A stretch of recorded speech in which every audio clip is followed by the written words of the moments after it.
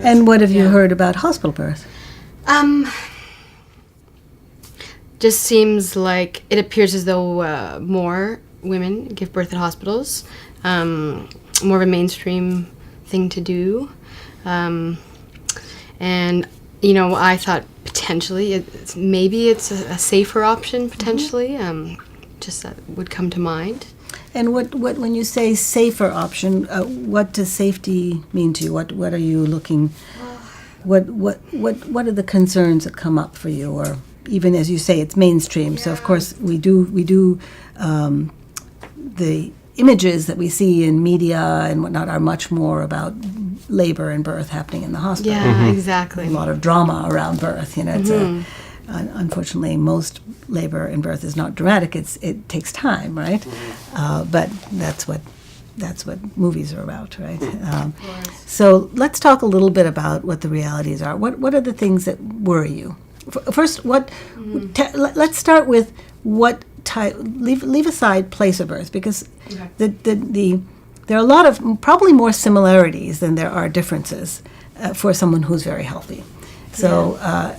We can describe in place of birth, right? It's you have a room. Yeah. In either place, you will choose an environment that feels safe and comfortable for you. You may or may not be, on a sofa, on a bed, or on the floor, depending on when you're actually having the baby. But labor takes time, so there's a lot of time to think about how you're going to negotiate your comfort in labor, right?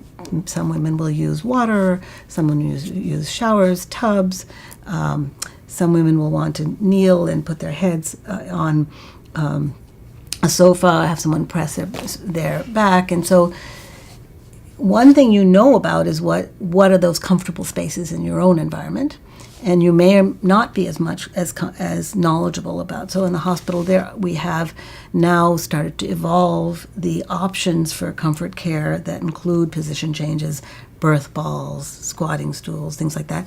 Some hospitals have them, some don't. Some hospitals have tubs and water and available, and some don't. In where we live here in BC, there's no option for a birth center, but in some settings around the world, there's sort of a birth setting which is like delivering in the provider's home. It's a nice home-like environment. Usually you can't do anything in a birth center that you wouldn't do at home, because it's the same amount of equipment, same kind of screening criteria, same guidelines for what makes sense to have. In the northern part of this province, there are health centers where women live so far from access to a hospital that has the equipment or personnel that they'll have an in-between place that they can go to labor or sometimes to deliver to. So that's what's here. But since we live in Vancouver, we're talking about planned home birth or planned hospital birth. And in this province, the people who attend planned home births are midwives. So if you chose to have a planned home birth, you'd be working with a midwife. For a long time, it was difficult to assess safety of place of birth, because the studies they did mixed up unplanned home birth with planned home birth. Oh, wow. There were a lot of studies that said, okay, the birth certificate said you delivered at home, and you delivered in the hospital. And so two things happened. One, they would only be comparing actual home births to actual hospital births, and not those people who had planned home births who transferred to the hospital. So that would mean that the hospital would seem like it had more risk, because anybody who had a complication who transferred would be in the hospital group. So that wasn't a clean way to study it. The other thing is that if you included all the women at home who accidentally delivered preterm, delivered en route to the hospital, had no attendant, clearly they weren't being offered the same opportunity for safety and outcomes. So, or they, whether maybe they didn't have access to that. So that also skews the data. The good news is that since 1996, we've had a number of studies that have emerged from all around the world, and some of them quite large. The most recent one being with over 750,000 women in the Netherlands, which has had a long tradition of planned home birth with qualified midwives, and an integrated system where if they have to change the plan, they will go to the hospital. And they studied this through their national method of data collection. So everybody provides data, and it wasn't just a select group. It was for the whole country. And they compared planned home birth with planned hospital birth. So planned home birth, meaning with a qualified attendant, with a low-risk, healthy woman, with access to the equipment and and trained personnel in both settings, and access to changing the plan if you need to, right? So in that context, when you compare home and hospital, they found there were no differences really between any setting. Okay. And in the UK, they did a large study with 65,000 women. This was published in 2011, and ongoing they're analyzing the data because they got a lot of data. They looked at cost, they looked at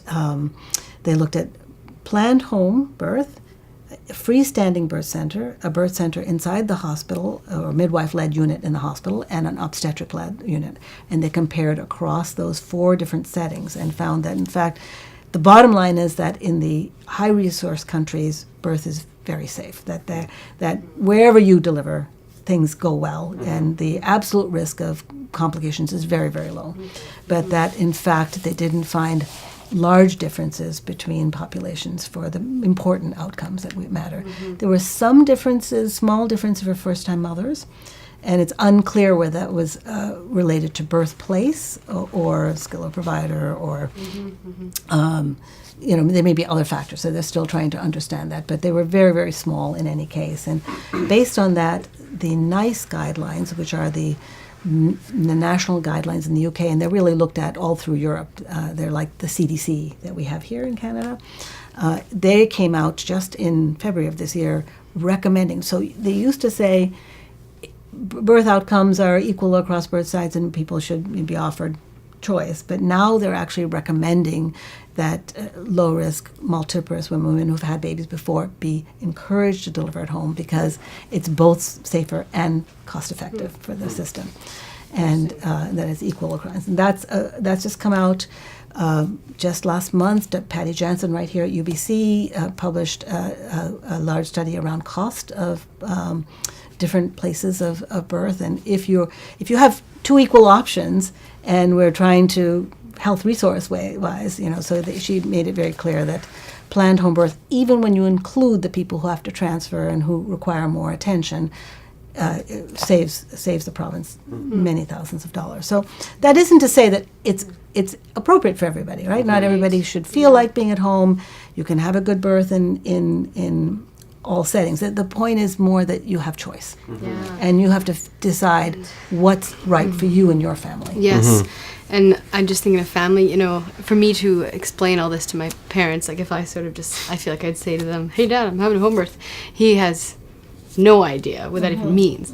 So it would be wonderful for him to hear all this, I feel like, because they would be judgmental of it for sure. But they'd be concerned. Well, they're your parents, and you'll be a parent soon. And I have 4 children. I'll tell you that there's nothing more important than your children's well-being. And so, in the absence of information, of course, if that's the normative thing, the normative way to do things, they want the best for you, and that's where they're coming from. Well, they keep on, do you have a doctor? Well, we have 4 midwives. and a doctor of sorts. Yes. But so they don't even understand the difference in model of care. No. Not so much. No. Yeah. No. Well, we can provide you. What does your father do? He's retired. He's retired. But he was Does he have electronics. So he's a science sort of person or a math type person? Yeah, more logical. More logical. Right. So you have to figure out where they, what will speak to him. So there's actually the Lancet, which is like the New England Journal of Medicine. It is the most respected medical journal in the world, the Lancet, and they came out with a large series on midwifery care and about how midwifery care improves outcomes. And so we can provide articles to him, or if it's simpler, you're welcome to bring your father to a prenatal appointment. This is, you don't have to make the decision right now. Yeah. And you can decide whether this is your decision as parents, and it's up to you how much you want to inform your community and how much you feel like they are part of that. So in some communities, the elders are very much part of that decision making, and that's fine. And then we make space, so you can bring your father to a prenatal appointment. We can answer his questions. We can provide reading. There are some online resources that I will give you, and we can keep talking about this. But you also can choose, it's just like everybody will have an opinion about how you name your baby, right? Oh, yes. And your parents had a chance. Now it's your chance. So, and it's not a moment in time. It's not like you have to tell me today or tell me next week, this is what we're going to do. It's hard when you have a whole community who are choosing one option. And that'll be true when your parents do. It's not even about just home birth. We're talking about home birth today, but, do you carry your baby all the time or not? Do you, sleep train them or not? Do you sleep? So you'll have to make those decisions yourselves for what works for your family. Think about a more global thing, what your goals are and your philosophy about it. You thought that you wanted to think a little bit about how to present these choices with your family, whether or not you want to discuss that, and you can think about that, and we can talk more about that the next time you come. It'll be a conversation to be had, yes, that we will have. I still feel that, there will be a little bit of shock there if we just said, home birth is happening, so providing and some some people literature will make with them. that decision, in labor and inform the extended family afterwards. Oh yeah, that's a good point. I'm a mother, and I'm hoping to be a grandmother soon. So I'm always in favor of being as open as you can with your, immediate family if you're very close to them anyway, because it's going to come out anyway, right? And this is their grandchild. So, but we can help you. We can help you with those conversations. That's part of Ultimately, our it is our decision, but I'm just thinking of the little shadows. Absolutely. Around. And that you don't want that to be affecting whether or not you feel safe and comfortable where you are, right? So sometimes it's helpful to address it up front. And sometimes people get surprised. I've certainly had many of my clients who choose an option like that, whether it's a midwife or a natural birth or a home birth, and when they talk to their parents, they find out that their grandmother was delivered at home, or their father was, and they didn't even know that. So, that's interesting. That's a good point. Yeah, so that discussion needs to be had. let me give you some things that you could look at, in between our visit. So I have some books here that might be helpful for you as you think about this decision, and you don't have to take them all. As different people, respond to different types of information. This book, Your Baby, Your Way, is an older book, but it is a wonderful book about listening to the heartbeat and telling the story and what labor looks like. Yeah. Okay. Great. And we also have some online resources. Our clinic secretary can put you in touch with that. Sometimes it's easier at your desk, or if you have a busy work. So there's a lot of information out there. It's just hard to sort through it, and we can help you. Tell me a little bit about how in your family. How long have you been together? Who knows the answer? About 6 years. 6 years. Yeah. Okay, so you've had a little time to figure out how you decide where you're going to go to dinner, where you're going to go for vacation, who's going to come to your wedding. Some of the more important things too. How do you think you will? What can I do to help you in the next step? Maybe you need different things, some type of information or some time. What will help you? Time will be helpful. Time. So I'd like to go home and debrief what we've just discussed.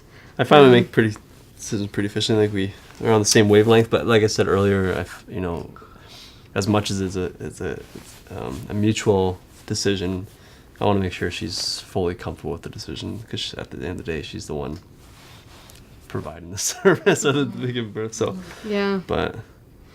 And what springs to mind to you if you're... Well, for me, the combination of this discussion we've had and the information we're going to take home with us, and then us discussing, and... You mentioned potentially talking to some other people that might have gone through the process. Yeah, that's true, because Like, we we don't only have know the very one many friend. people who have had Yeah. home births. We can certainly do that. Of course, everybody's. We can come up with a variety of people. I always like to mention that different. Well, sometimes that's helpful, and sometimes people have different perceptions of risk, That's true. right? So, Yeah. what's That's right. really important to them. So, Yeah. probably trying to figure out what's important to you as a family. Yes. You know, as part of that process. But absolutely.